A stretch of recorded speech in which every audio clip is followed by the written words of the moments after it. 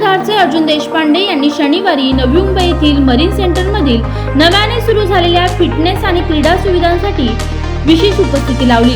या दरम्यान अर्जुन देशपांडे यांच्या हस्ते फिटनेस सेंटरचे उद्घाटन करण्यात आले। यावेळी प्रामुख्याने मरीन सेंटरचे कॅप्टन पार्थदास आणि देवराज दास देखील उपस्थित होते।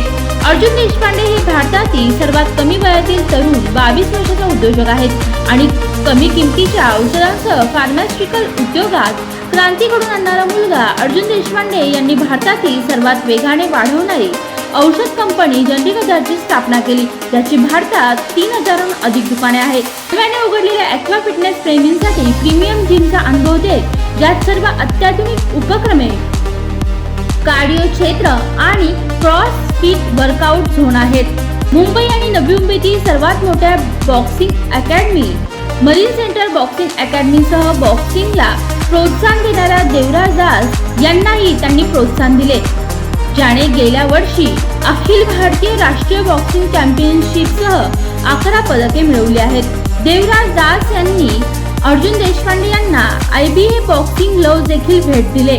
जनरी कधार आणि मरीन सेंटरमधील आरोग्य आणि फिटनेसची समान आवड आहे।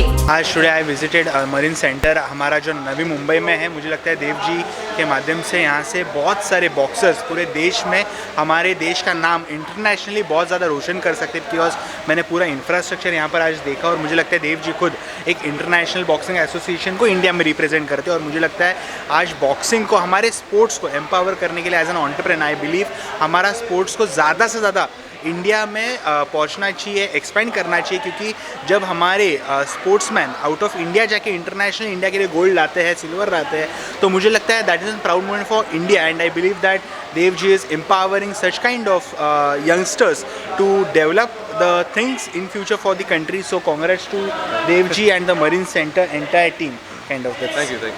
व्हिडिओ जर्नलिस्ट मुशाईद शाहसह प्रिया उजवांचा रिपोर्ट, नवी मुंबई।